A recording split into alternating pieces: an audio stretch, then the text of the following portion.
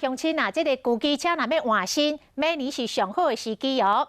明年环保署有补助，若是买这个7级的燃油车，补助到5000块；若轻型的这个电动机车，补助3000。但是到后年就无遮尔好康咯，补助就救水咯。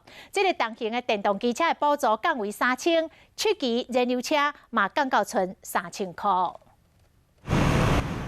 油门一吹落去，这机车的排气孔咧，拢会呛大量的白烟，严重影响空气品质。为着牢固机车加速着太旧换新，环保署对109年开始，针对96年6月30前所出厂的燃油机车，包括2型电甲4型电，提供补助。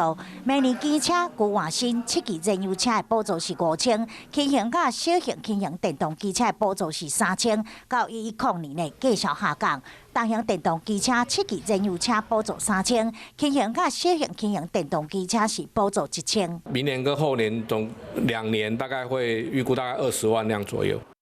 目前全台符合换掉标准的机车大约有320万台，有7成拢在使用中，但是补助条件有限制。之前有领过我们的相关的补助，例如说它有新购电动机车的补助，或是其他的那个淘汰而形成的补助。如果他有领过了，那我们这一次办法里面是把它排除的。 每一个人只会当补助1台，补助是对109年的元旦开始，到1106年12月31，时间是以买车发票来认定，希望扩大补助，会当甲老旧机车拢换掉。